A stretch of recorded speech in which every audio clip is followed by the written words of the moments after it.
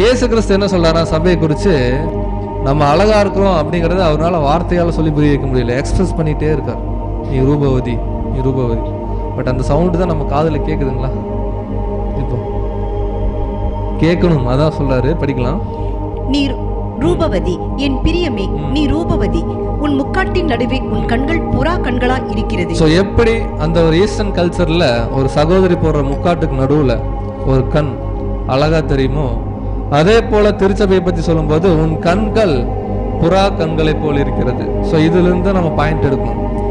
ஏன் இந்த புறாவை வர்ணிச்சு சொல்லணும்? நம்முடைய ஆண்டவர் டைப்ல சாலமோன், பொருள்ல கிறிஸ்து.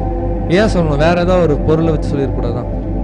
நீங்க கழுகு மாதிரி இருக்கீங்க, உங்க பார்வை கழுகு மாதிரி பாக்குறீங்க, இல்ல பருந்து மாதிரி பாக்குறீங்க சொல்லிருக்கலாம் இல்லைங்க? ஏன் சொல்ல?